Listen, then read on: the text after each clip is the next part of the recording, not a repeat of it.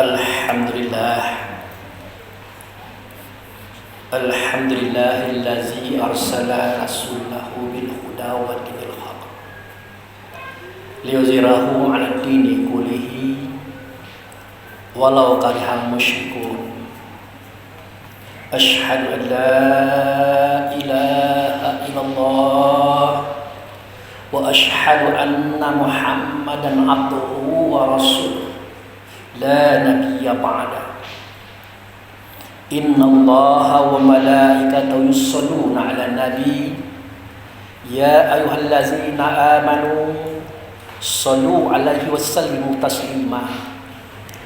Allahumma shalli 'ala sayidina Muhammad wa 'ala ali sayidina Muhammad kama shallaita 'ala sayidina Ibrahim wa 'ala ali sayidina Ibrahim wa barik 'ala sayidina Muhammad wa 'ala ali sayidina Muhammad kama barakta 'ala sayidina Ibrahim wa 'ala ali sayidina Ibrahim fil 'alamin innaka Hamidum Majid. Ya ayyuhal hadirun ittaqullah haqqa tuqatih wa la tamutunna illa wa antum muslimun. Wa qala Allah fil Qur'anul Karim a'udzu billahi minasy syaithanir rajim. Bismillahirrahmanirrahim. Inna aradnal amanata 'alas samawati wal ard wal jibali fa abaina ay yahmilnaha wa asfaqna minha wa hamalnal insanu innahu kana zalamuma jahuda. Shadaqallahu azim. Jamaah Jumat yang ditamu Allah dan dimuliakannya, kita banyak bersyukur kepada Allah. Dengan anugerahnya kita diberi kesehatan dan kekuatan, sehingga dengan itu kita dapat hadir dan datang di masjid yang kita cintai ini. Tak lain tak bukan tujuan kita adalah untuk mengabdikan diri kepada Allah dengan cara melaksanakan sholat Jumat berjamaah. Kemudian kehadapan ikutan kita Nabi Muhammad Rasulullah SAW, kita telah menyatakan sholawat. Semoga sholawat yang kita nyatakan tadi didengarkan oleh Allah dan diterima oleh Allah, serta digantikan dengan syafaat atau pertolongan, di mana pada waktu itu tidak ada pertolongan kecuali datang daripada Allah melalui Rasulullah SAW. Kemudian sebagai seorang khatib dan sebagai saudara muslim, dari atas mimbar ini saya ingatkan kepada kita semuanya yang hadir, mohon dipahami betul, seorang muslim laki-laki baginya tidak ada sholat zuhur pada hari Jumat. Tidak ada. Sholatnya cuma sholat Jumat itulah satu-satunya. Oleh karena itu Rasulullah pesan sama kita, kalau khatib sudah naik mimbar, kita jangan ngomong lagi, kita jangan berbicara lagi. Itu kenapa mimbar ini tinggi daripada jamaah, supaya khatib itu bisa melihat jamaah-jamaah yang masih bercerita, berkata-kata. Bahkan kalau ada teman kita yang ribut atau berbicara di sebelah kita, kita ingatkan saja, hei diam, gugur sholat kita, hapus pahala Jumat kita. Nah oleh karena itu pada hari ini saya ingatkan kembali supaya itu jangan dilanggar lagi. Pegang teguhlah amanah Allah, pegang teguhlah amanah Rasul itu, jangan dilanggar lagi. Baik, kita masuk pada khutbah. Tadi saya telah bacakan sebuah firman Allah yang saya petik dari surat Al-Ahzab, surat nomor 33, yaitu ayat 72. Di situ Allah berfirman, sesungguhnya kami telah memberikan amanah itu kepada langit. Dia menolak. Lalu kami pindahkan amanah itu kepada bumi. Dia pun menolak. Selanjutnya kami berikan kepada gunung. Mereka pun menolak. Maka kami serahkanlah amanah itu kepada manusia. Manusia itu menerimanya. Dasar manusia itulah zolim. Dasar manusia itulah bodoh. Siapa yang mengatakan itu? Yang mengatakan itu adalah Allah. Yang kata-kata itu nyata pada Rasulullah Sallallahu Alaihi Wasallam, tertulis pada surat Al-Ahzab ayat 72 pada kitab kita ini.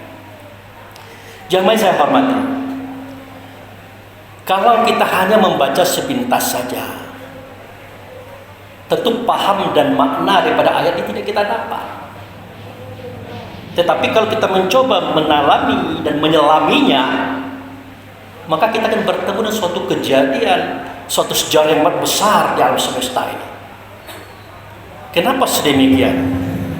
Seketika Allah menyerahkan amanah itu kepada langit dan bumi beserta gunung-gunung, berikut isi-isinya, mereka menolak. Diberikan kepada manusia, barulah manusia itu menerima. Maka Allah pun membuka apa isi amanah itu. Ternyata isi amanah itu adalah, kamu tidak kujadikan kecuali untuk menyuarakan, mengatakan, memperbuat perbuatanmu di atas alam semesta.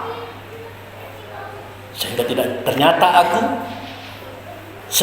nyata aku, melainkan nyatalah keberadaanku pada kamu. Ternyata Allah itu gaib. Dia tidak nyata, dia menyatakan dirinya kepada kita manusia. Itu makanya kalau ada orang memberi nasihat, memberikan arahan, kan tidak boleh kita membantah selama itu benar. Kenapa? Orang itu menyuarakan suara Allah, mengatakan kata Allah, menasihatkan nasihat Allah kepada kita. Nah, begitu juga kalau kita bertamu ke rumah teman, dikeluarkan teh manis, dikeluarkan kue, dikeluarkan makanan, rendang, macam-macam. Pernahkah sadar kita apa itu? Apa itu hidangan tadi? Itulah rezeki Allah. Tapi ada tidak kita lihat Allah menghidangkan? Adakah Allah memberikan? Tidak ada. Sebenarnya Allah memberikan itu kepada kita melalui mereka, orang-orang yang sudah diamanahkan tadi. Nah, sejak itu saudara kaum muslimin dan muslimat, taulah langit, taulah bumi, taulah gunung, taulah semua makhluk, ternyata amanah itu sangat luar biasa, sangat hebat. Akhirnya mereka minta kepada Allah dengan tangisan, dengan jeritan, ya Allah, kami menyesal menolak amanah itu. Alangkah agungnya orang yang menerima amanah itu. Tidak nyata engkau memberikan nyata pada mereka yang menerima amanah itu. Oleh karena itu ya Allah, tolong berikanlah amanah itu kepada aku, kata langit. Berikan amanah itu kepada aku, kata bumi. Berikan amanah itu, kata gunung-gunung.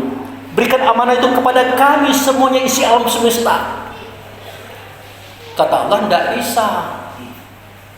Tadi kan sudah ditawarkan, tidak ada yang menerima, menolak. Akhirnya mereka memaksakan diri, meminta kepada Allah dengan sungguh-sungguh, mohon ya Allah, amanah itu berikan kepada kami. Akhirnya begini saja kata Allah, kamu tahu pengertian dekat dengan Allah itu dekat yang bagaimana? Kamu tahu? Tidak tahu ya Allah, kata alam semesta. Maka Allah jelaskan, pengertian dekat dengan Allah itu artinya jauh tidak berjarak, dekat tidak berperantara. Itulah antara kamu dengan aku. Bagaimana caranya? Suarakan suaraku, katakan kataku, perbuat perbuatanku di alam semesta. Tidak nyata aku, melainkan nyata aku pada kalian semua. Oke, aku terima permohonan kalian wahai alam semesta, aku terima. Nah, kalau kalian ingin dekat dengan aku, ingin mengabdi dengan aku, hanya satu caranya. Apa itu caranya? Kamu harus mengabdi kepada manusia. Langit harus bersedia menjadi atap bagi manusia. Bumi harus bersedia menjadi pijakan oleh manusia, di mana nanti manusia di situ meludah, mengencingi, memberaki, mengotori. Yang kamu tetap menumbuhkan buah-buah, biji-bijian, sayur-sayuran. Yang kamu tetap mengeluarkan air, mau? Demi Engkau ya Allah, demi dekat pada Engkau ya Allah, kami siap. Begitu juga hewan-hewanan. Kamu siap dipotong oleh manusia, disembelih, dibunuh, dialirkan darahmu, dihilangkan jiwa dan ragamu. Siap. Kemudian kamu dicencang-cencang, direndang, digulai, digoreng, dimakan oleh manusia. Siap. Asal dekat pada Engkau ya Allah, siap. Begitu juga sayur-sayuran, buah-buahan, biji-bijian, semuanya. Itulah sejarahnya kenapa alam semesta itu tunduk kepada kita, bukan tidak bersyarat. Bukan tidak ada sebab, itulah sebabnya. Harapan mereka, kalau air tadi diadakan, kita minum, menjadi badan tubuh jasad kita bawa beribadah. Hewan tadi kita makan, buah-buahan tadi kita makan, biji-bijian kita makan, sayuran kita makan, harapannya adalah menjadi tubuh dan jasad kita, kemudian tubuh badan kita bawa beribadah kepada Allah. Itu harapan mereka. Nah, makanya kalau kita tidak sampai ke situ pemahaman kita, rasa syukur kita kurang. Kadang-kadang kalau kita bersyukur, cukup mengatakan Alhamdulillah, kita kira sudah bersyukur. Baru cukup. Ditambah lagi dengan memanfaatkan pendengaran kita, penglihatan kita, pemikiran kita, perasaan kita, perkataan kita untuk kepentingan kita kepada Allah. Tidak selain itu. Baru dua.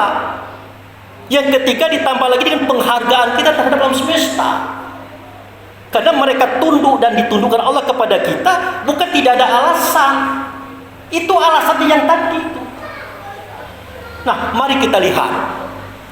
Seketika kita bangun dari tidur, buka kamar, langsung ke kamar mandi, apa yang kita kerjakan? Buang air kecil, buang air besar. Lalu kita bersihkan dengan apa? Dengan air. Pernahkah kita sadari bagaimana air itu kita perlakukan? Kita pertemukan dengan kotoran kita, kita cucikan dengan badan kita, kita jadikan dia pembersih tubuh kita. Pernah kita berpikir, kenapa dia mau saja? Padahal dia makhluk yang sama dengan kita. Kenapa dia mau saja? Kemudian kita lihat lagi bagaimana efek air pada kita. Bisa kita jadi orang beriman? Bisa kita jadi orang yang soleh tanpa air? Tidak bisa. Coba kita yang sudah dewasa berhubungan dengan istri malam hari, paginya wajib hukumnya kita mandi. Mandi janabah dengan apa? Ya dengan air. Selesai mandi, kita berwudu dengan apa? Ya dengan air. Tanpa air bagaimana kita bisa berhubungan dengan Allah? Begitu jasa-jasa mereka ini sangat banyak kepada kita. Itu makanya Allah dan Rasul mengajarkan supaya kita bisa menghargai makhluk yang ada di sekitar kita. Belum lagi udara. Pernahkah kita sadari 10 menit saja kita tidak bernapas, pingsan dan mati. Ternyata dengan udara lah kita bisa bernapas. Ditampung oleh paru-paru, dioper ke jantung, jantung mendorong darah ke seluruh tubuh kita, membawa nutrisi makanan kita ke seluruh tubuh kita sehingga terbentuk tubuh baru, badan baru. Efek daripada adanya udara tadi. Belum lagi baju. Apa itu baju? Baju itu kain, terbuat dari apa? Terbuat dari benang, benang dari kapas. Bagaimana kapas itu bisa ada? Tumbuh. Dia hidup. Dia bernapas, dia berkembang. Enak saja kita petik buahnya. Kita ambil, kita pikir dia tidak sakit. Dia sakit. Dia menangis, dia mengerang. Kemudian dia tersenyum. Kenapa dia tersenyum? Karena dia tahu kapas ini nanti bakal jadi benang, benang bakal jadi kain, kain bakal jadi pakaian bagi kita, menutupi tubuh kita. Sehingga dengan baju, dengan celana, dengan pakaian kita bisa keluar rumah, bisa kemana-mana. Bayangkan seorang khotib keluar rumah tanpa baju, tanpa celana, apa jadinya? Atau dalam sedang khotbah ini tiba-tiba baju saya lepas, celana saya lepas, peci saya lepas, polos saja, apa jadinya? Pernah kita berpikir ke situ? Begitu besar jasa pakaian ini kepada kita. Nanti dulu kita bersyukur kepada Allah, terlalu jauh. Makanya kata Rasulullah, setiap kamu menggunakan isi alam ini ada doanya. Bangun tidur ada doanya, masuk kamar mandi ada doanya, mengambil air ada doanya. Terlalu banyak Pak Abu Fikri, kami hafal doa, anda hafal kami. Cukup bismillah saja, kenapa tidak? Ambil air, bismillahirrahmanirrahim. Wahai saudaraku, engkau kupakai untuk membersihkan tubuh badan jasadku, agar aku suci bisa menghadap dengan Allah. Pamitanlah kita dengan dia. Begitu juga baju mau dipakai, bismillahirrahmanirrahim. Wahai saudaraku, pakaianku, bajuku, celanaku, kupakai engkau untuk ku mengabdi kepada Allah. Pamitan kita kepada dia. Kemudian sudah bergaya, sudah bagus, kita mau keluar rumah, bisa kita pakai sendal? Atau kita keluar tanpa sepatu, tanpa sendal, bisa? Tidak mungkin. Malu kita. Baju sudah safari, sudah licin, bagus, tahu-tahu keluarnya pakai kaki ayam, tidak pakai sendal, tidak pakai sepatu. Pernah kita tahu sepatu itu dari apa? Sendal dari apa? Ternyata dari karet. Karet dari getah, getah dari parah. Parah itu pohon, saudara. Untuk mendapatkan karet tadi, parah tadi dilukai, dialirkan darah yang putih itu, dialirkan. Itu yang diambil, dijadikan sendal dan sepatu kita. Kenapa tidak pamitan kita pakai sendal sepatu? Kenapa? Enak-enak saja kita makan tanpa ada rasa apa-apa. Di sini baru tumbuh syukur. Kalau kita paham ke sana. Jadi terlalu jauh kita mau bersyukur kepada Allah sebelum kita berterima kasih kepada apa yang ada di sekitar kita, saudara. Mereka itu bukan begitu-begitu mau saja. Mereka juga punya ruh, punya jiwa, punya akal, punya fikir, tapi tidak punya khayal, paham dan ilmu. Mereka hidup sama dengan kita. Mereka ingin enak juga, tetapi terbatas dengan adanya keinginan kehendak kita agar kita bisa sampai kepada Allah. Jangan dikhianati mereka, jangan dikhianati Rasul, jangan dikhianati Allah dengan kekafiran kita, kefasikan kita, kezaliman kita, kemunafikan kita. Jika itu kita terjadi, di dunia kita sengsara, di akhirat lebih sengsara lagi. Kenapa? Karena mereka menuntut haknya yang tidak kita abaikan, yang tidak kita laksanakan demi Allah dan Rasulnya. Barakallahu li wa lakum azim wa sa'il mu'minina mu'minat wa astaghfirullah wal ghafurur rahim.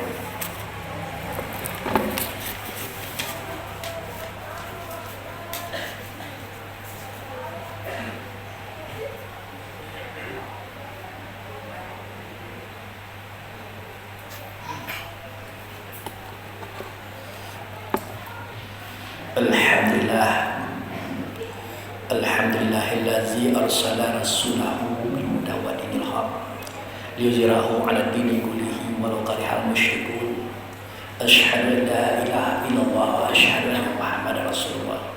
Allahumma shalli ala sayyidina Muhammad wa ala ali sayyidina Muhammad. Amma ba'du. Jamaah kaum muslimin yang hadir pada hari ini, pada khutbah yang kedua ini saya simpulkan apa saya sampaikan tadi. Ingat, kita harus bersyukur kepada Allah. Kalau tidak bersyukur, kita akan kafir namanya. Karena kafir itu bukan orang beragama beda dengan kita, tapi sikap kita itu. Ucapannya Alhamdulillah, oke. Yang kedua, apa yang Allah berikan berupa pendengaran, penglihatan, pemikiran, perasaan, perkataan, mohon jangan digunakan untuk sesuatu selain kepada Allah. Jangan. Seketika kita melenceng sedikit saja, kafir namanya atau kufur. Yang ketiga, hormatilah, hargailah segenap fasilitas yang Allah ciptakan untuk mendukung kita berjalan kepadanya. Mulai daripada air, angin, tanah, dan api. Mulai dari pakaian, makanan, dan tempat. Mohon dihargai. Mereka juga punya rasa sebagaimana rasa kita. Mereka siap berkorban, hancur-hancuran, mati-matian agar kita bisa mengabdi kepada Allah. Dan mereka juga bisa mengabdi kepada Allah melalui kita. Mari kita berdoa. Semoga Allah memaafkan kita dan mengampuni dosa-dosa kita. Na'udzubillahi minasyaitonir rajim. Bismillahirrahmanirrahim. Alhamdulillahirabbil alamin. Asyhadu an la ilaha illallah wa asyhadu anna Muhammadar Rasulullah. Allahumma shalli ala sayyidina Muhammad. Allahumma shalli ala sayyidina Muhammad. Allahumma shalli ala sayyidina Muhammad wa ala ali sayyidina Muhammad. Ya Allah ya Rahman ya Rahim. Ya Malikal Qudus salam ya la ilaha illa anta. Allahumma ya Allah, fi hadza zuhri hadarna fi adratika. Aina hadarna fi adratika bizzambina katsira. Fazalika faghfir lana ala dzunubana. Faghfir lana ala dzunubana. Faghfir lana ala dzunubana. Rabbana zalamna anfusana wa illam taghfir lana wa tarhamna lanakunanna minal khasirin. Rabbana ighfir lana wa liwalidayna warhamhuma kama rabbayana shaghira. Allahumma ighfir lil mu'minin wal mu'minat, muslimin wal muslimat, al ahya'u minhum wal amwat. Rabbana hab lana min azwajina wa dzurriyyatina qurrata a'yun waj'alna lil muttaqina imama. Rabbana la tuzigh qulubana ba'da iz hadaitana wa hab lana min ladunka rahmatan innaka antal wahhab. Rabbana na'udzubika bi kalimatika tammati minal bala'i dunya bala'il akhirah, azabi dunya azabil akhirah, fitnati dunya fitnatil akhirah, ala nafsina wal ahlina wal ikhwanuna wal a'maluna wal maluna la haula wala quwata illa billahi aliyil azim. Rabbana fataqabbal minas sholatana wa siyamana wa takhasu'anna wa tadarru'anna wa zikrina wa qira'atal qur'anuna innaka ghafurur rahim. Rabbana atina fi dunya hasanah wa fil akhirati hasanah wa qina azabannar. Ibadallah, innallaha ya'muru bil adli wal ihsan wa itazil qurban hanil fasih wal munkar wal baghi ya'izukum la'allakum tadhakkarun wa la zikrullahi akbar wa aqimus shalah.